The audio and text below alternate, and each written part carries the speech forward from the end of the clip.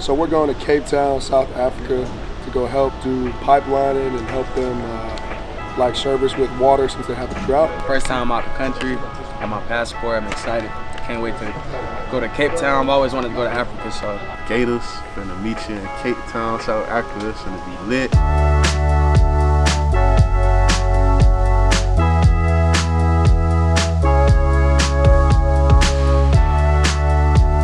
Glad to be in the mother city, you know. Happy to be in South Africa with the guys. Gonna have a good time. Once we landed, we wanted to make sure that we always have the balance between education and cultural experience. So our first night out, we went to a traditional African drum restaurant where we got to practice a little bit, have some fun. It was just great that I got the opportunity to go there. You know, I was born in Africa and I always try to buy flights to go back over there, but being there was a very, very humbling, you know, experience.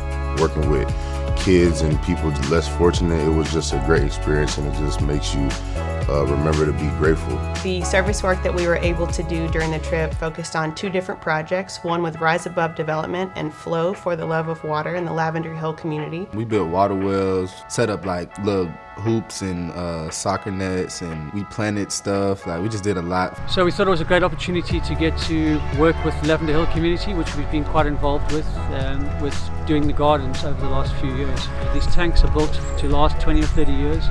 So it's a real long-term investment in their own local communities. The guys coming from the Gators was really amazing. But the guys really got stuck in and helped us get ahead. And it's amazing how much we have in common, you know, no matter where you're from. I just had a sense it's really building bridges between communities and worlds in some ways. You know? It's been a life-changing experience, and we know now that we will have water for our gardens because of food insecurity as well. It's going to be a great inspiration for our community, and it's just going to change the game for us. And you know, it's just been a great experience, you know, learning how to mix cement. I never even knew how to mix cement before, and just help out the community. You know, like, I've never really been a part of just helping people out like this, and it really helped me to understand just to be grateful for everything small in life, things just as simple as water, you know, because some people in other parts of the world don't have access to it. So the most surprising was that some of the guys already knew how to speak Afrikaans. I wanted to teach them that, but they are a group of wonderful human beings. We really appreciate visitors always coming out here. You know, it's things that our children are not used to here in the environment. The last day that we were doing service, we all stood in a circle, and everybody got to share their reflection of the experience, and everybody discussed what the service had meant to them, what they felt that was the most impactful, and it was just a really heartfelt, special moment.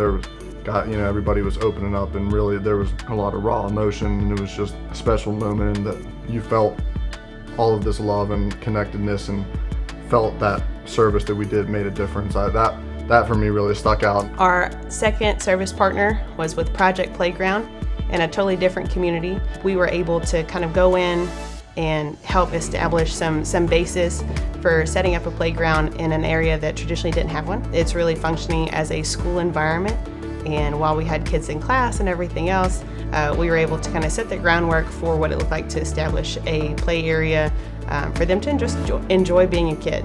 That was probably one of my favorite parts of the trip, was just getting to play with the kids, getting to run around, and you know, we were able to be kids again too, because no cares in the world. It's just with them, spending time with them. Definitely the kids, interacting with the kids, you know, I'll never forget them.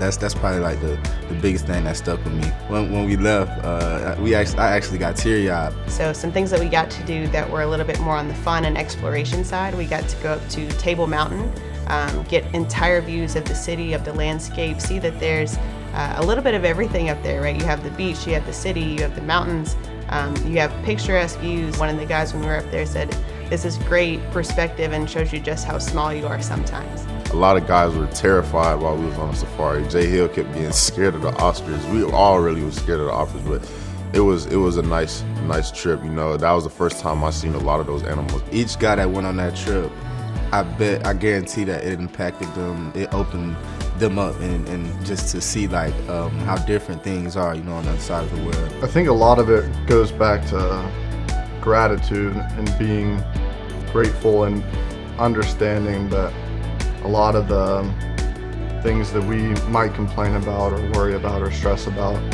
on a day-to-day basis are really not all that big of a deal. It really helped me bond with a lot of those guys, and I think it really helped us become better people as a whole, because it really helped us look at life from a different perspective, and it helped us see that we should be grateful for all the things we have. And I know a lot of guys were talking about doing charitable things even after the trip. These trips are a great way to give you a different perspective, see the world in different ways, and then also build these tools that are going to apply well in football, but also in life, in terms of with your job, with your family, with your kids, and parenting. I mean, these are the skills that you're going to learn on these trips that are going to be transferable and be able to apply in your life when football's over.